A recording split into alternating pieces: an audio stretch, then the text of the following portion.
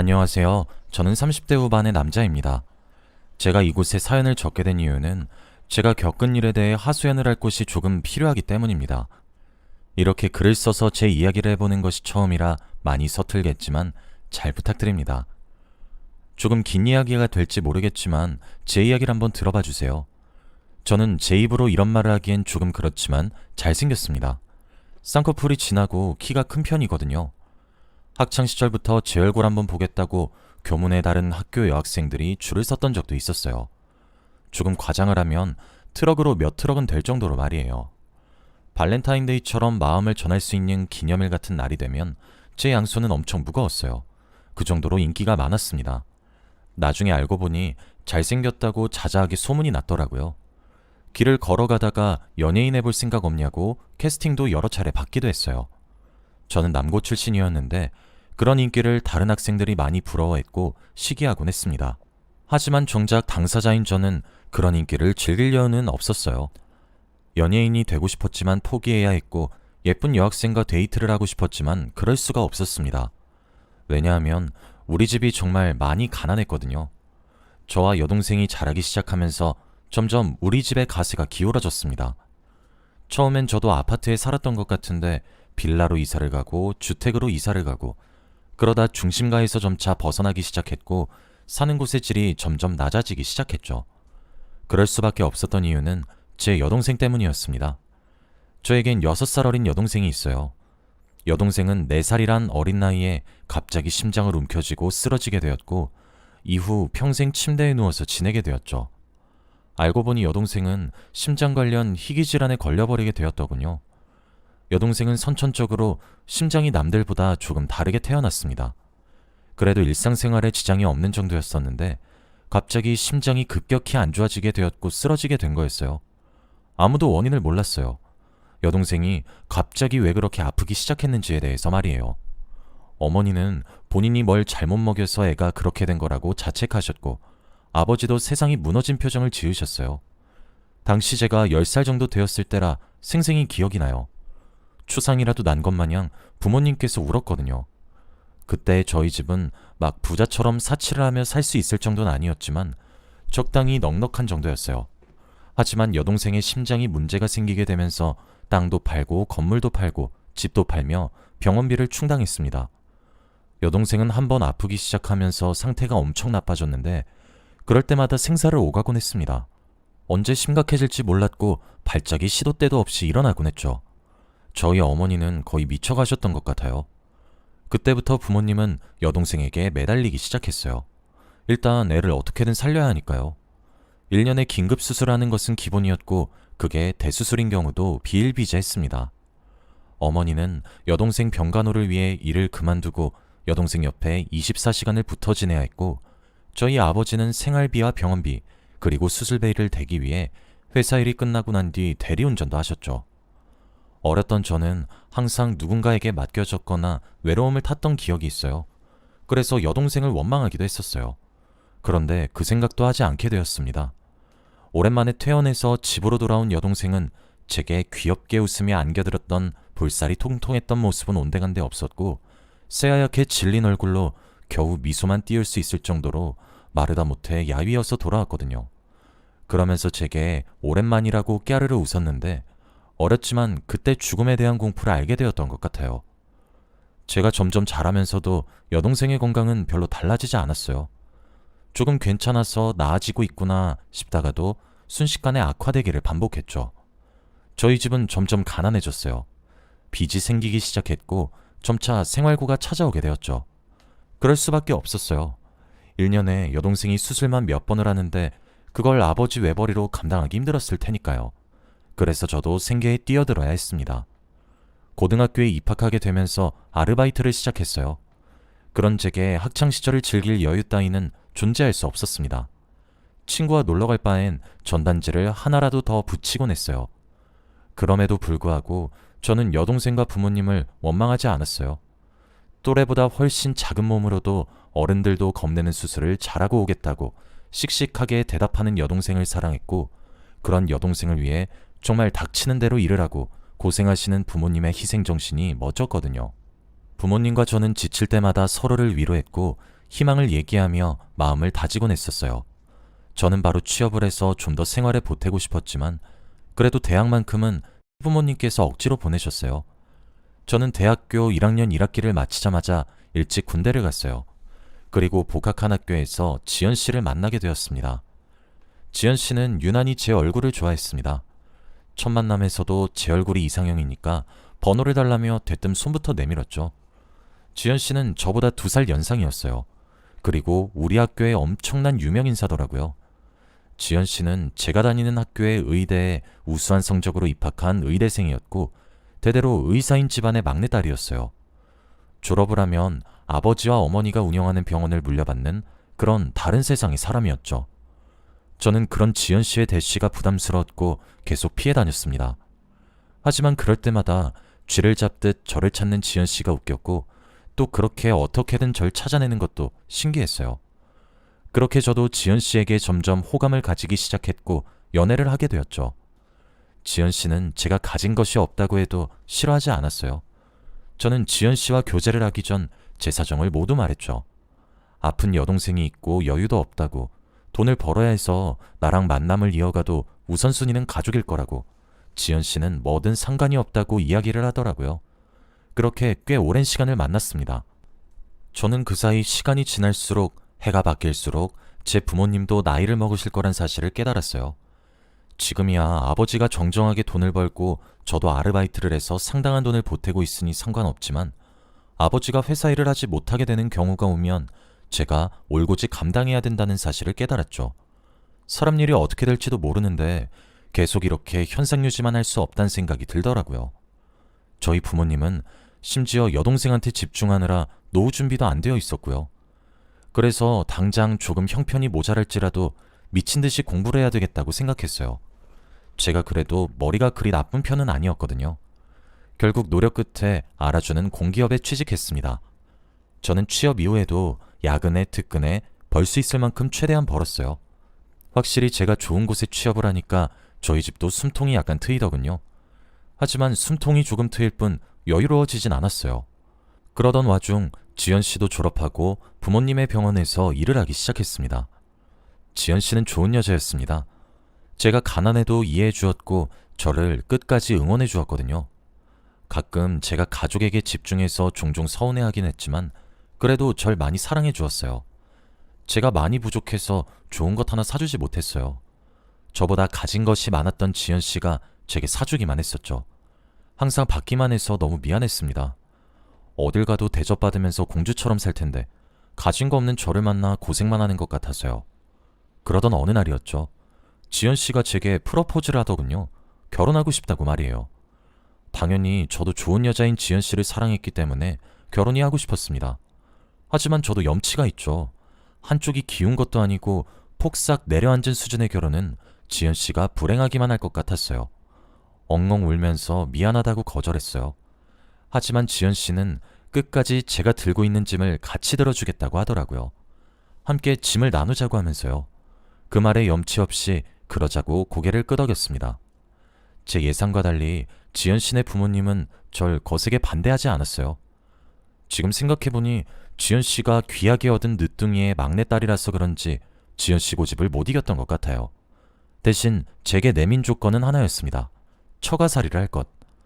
저는 이렇게 흔쾌히 제 결혼을 찬성해주신 처가댁 사람들이 너무 감사해서 당연히 오케이 했어요. 그렇게 결혼을 하고 지연 씨와 부부가 되었고 처가살이가 시작되었죠. 그리고 정말 지옥 같았습니다. 사람을 무시하는 건 일상이었어요. 배운 사람들이라 그런지 정말 우아하게 사람의 자존심을 자근자근 밟으시더라고요. 지연 씨 모르게 말이에요. 그런데 너무 슬펐던 건 그 사람들이 비난 어린 어조로 제게 독하게 쏘아붙였던 말이 전부 맞았던 거예요. 제가 가진 것이 있는 것도 아니었고 대단한 직업을 가진 것도 아니었고 돈을 잘 버는 것도 아니었죠. 심지어 결혼하고 난 뒤 지연 씨가 따로 여동생 병원비를 도와주고 있으니 염치 없다고 손가락질을 받아도 제가 할 말이 없더라고요. 저 같아도 귀하게 키운 막내딸, 저처럼 쥐뿔도 없는 남자한테 시집 가겠다고 하면 화가 날 것 같아서 그래서 아무런 대꾸도 못했어요. 그래도 이 집에서 지연 씨만큼은 제 편이어서 견딜 수 있었어요. 그런데 그것도 얼마 가지 않더라고요. 결혼한 지 한 3년 정도가 되던 해부터 지연 씨가 조금 겉돌기 시작했습니다. 점점 제가 어떠한 신호를 느꼈던 것 같기도 해요. 저를 사랑한다고 했던 몇 년 전과 달리 제게 싸늘하게 대하는 지연 씨를 느꼈거든요. 처음엔 예민한가 싶기도 했고 제가 뭘 잘못한 줄 알았어요. 저는 결혼하고 나서 지연 씨에게 최선을 다하며 살아서 뭐가 잘못된 것인지 몰랐죠. 그런데 지연 씨의 태도는 제가 문제가 아니더군요. 며칠 뒤에 지연 씨가 자는 사이에 본 휴대폰으로 사실을 알게 되었습니다. 지연 씨가 외도를 하고 있다는 사실을 말이에요. 상대는 동료 의사였어요. 그런데 따지고 들지를 못하겠더라고요. 외도 상대보다 제가 뭐 하나 나은 점이 없다는 사실에 기가 죽었어요. 그렇게 가슴에 묻고 아무것도 모르는 척하면서 지냈습니다. 지나가는 바람이겠지 하고 애써 아무렇지 않게 넘기려고 했었어요. 그렇게 1년이 지났습니다. 여동생이 위독해졌어요. 이제껏 생사의 고비를 넘기지 않았던 적은 단 한 번도 없었지만 이번엔 정말 심각했죠. 마음의 준비를 하시라는 의사 선생님의 말씀에 제정신을 차릴 수가 없었어요. 그때 여동생이 숨을 헐떡이며 제게 손짓을 하더라고요. 곁으로 다가가니 제 손을 꼭 잡아주며 이야기를 했어요. 오빠, 미안해. 내가 아파서 다들 희생만 하게 해서 너무 미안해. 항상 발목 잡아서 미안해. 나 다들 얼마나 힘든지 알고 있어. 나 때문에 많이 힘든 것도 알고 있어. 이런 순간이 조금이라도 빨리 왔으면 오빠랑 우리 엄마 아빠도 덜 힘들었겠지? 항상 피해만 주는 동생이어서 매번 미안했어. 오빠 하고 싶은 것도 못하게 된 것도 나 때문이라 미안했어. 이제 오빠가 하고 싶은 대로 살고 싶은 대로 살아. 바보같이 왜 그런 말을 하냐고 바락바락 소리를 질러도 여동생은 희미하게 웃을 뿐이었어요. 끝까지 부탁만 하고 가서 미안해. 난 정말 폐만 끼치는 것 같아. 내가 없어도 오빠가 우리 엄마 아빠 잘 챙겨줘. 알았지? 내가 많이 사랑하는 것도 알지? 여동생은 그 말을 끝으로 결국 그날 밤을 넘기지 못하고 생을 달리했습니다. 제정신을 유지하는 게 사실 참 힘들었어요. 그런데 그때 저희 동생을 참 오랜 시간 동안 담당해 주셨던 간호사님이 조문을 오셨더군요. 그러면서 제게 조심스럽게 다가와 이야기를 하나 해주는데 너무 충격적이더군요.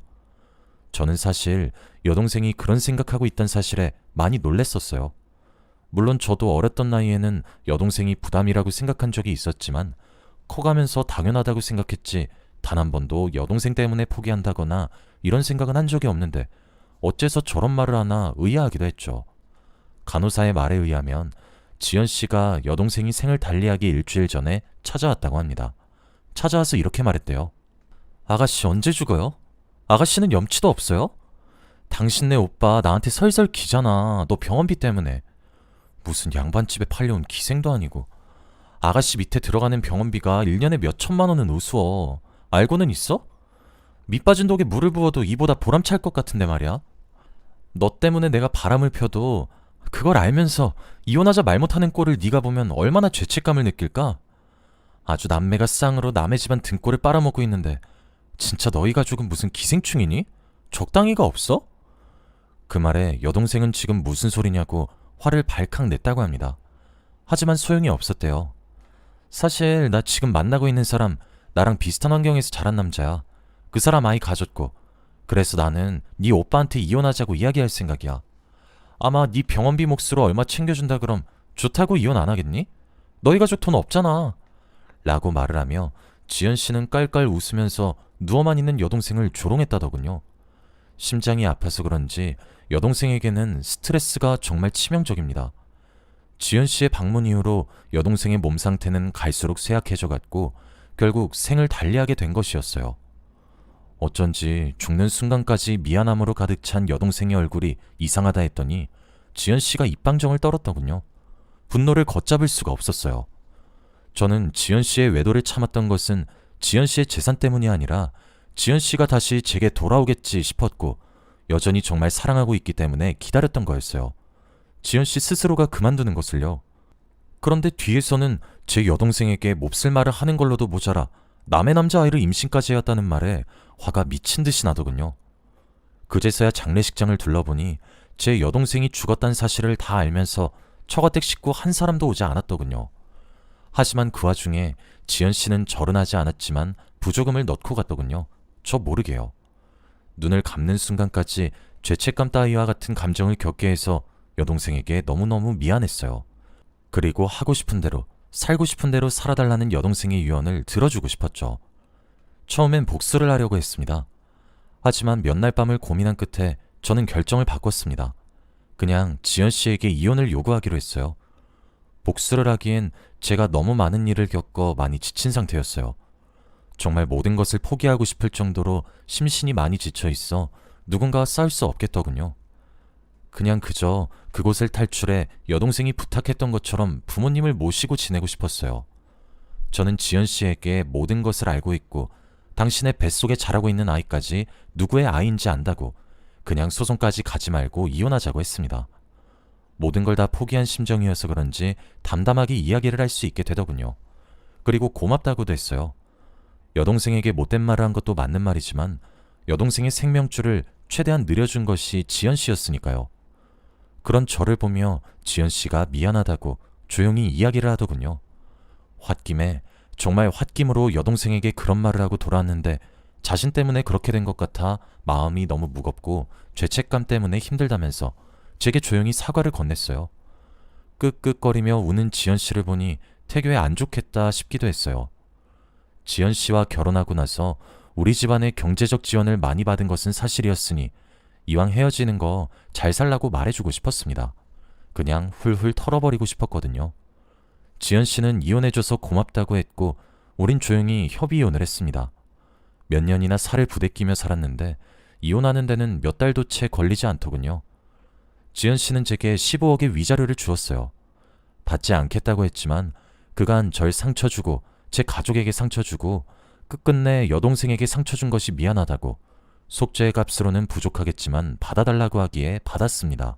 그 돈으로 저는 저희 집에 있는 빚을 전부 해결했고 그러고도 돈이 몇 억이 남아 작은 빌라를 하나 매입해서 부모님을 모시면서 셋이서 함께 지내고 있어요. 저희 가족은 생각보다 잘 지냅니다. 어머니는 소일거리를 하나씩 얻어와서 일을 하기 시작하고 아버지는 곧 퇴직을 앞두고 계십니다. 여동생의 빈자리가 무척이나 크지만 오랜 기간 동안 저희 가족들도 조금씩 이별을 준비해와서 그런지 다들 씩씩하게 이겨내려고 하고 있어요. 지연 씨는 제게 많은 상처를 줬지만 참 고마웠던 것들이 많아 쉽게 미워하기도 힘드네요. 너무 기우는 결혼이어서 그런지 안 좋은 결말이 당연한 것 같기도 하고 참 마음 한켠이 싱숭생숭하네요. 지금은 저도 만나는 여자가 있습니다. 지연 씨와 헤어지고 몇 년이 지나 알게 된 여자인데 수수한 사람이에요. 저와 비슷한 수준의 연봉을 받고 비슷한 씀씀이를 가진 여자거든요. 눈치 보지 않는 것이 참 편한 것 같기도 하네요. 아마 이 여자와 재혼을 하게 될 것 같아요. 저와 잘 맞기도 하고 제가 겪었던 일을 따뜻하게 위로해준 사람이거든요. 이제 저도 편안한 삶을 살 수 있을 거란 생각이 요즘 들기 시작합니다. 하늘에 있는 여동생의 제 선택을 보며 기뻐해줬으면 좋겠네요.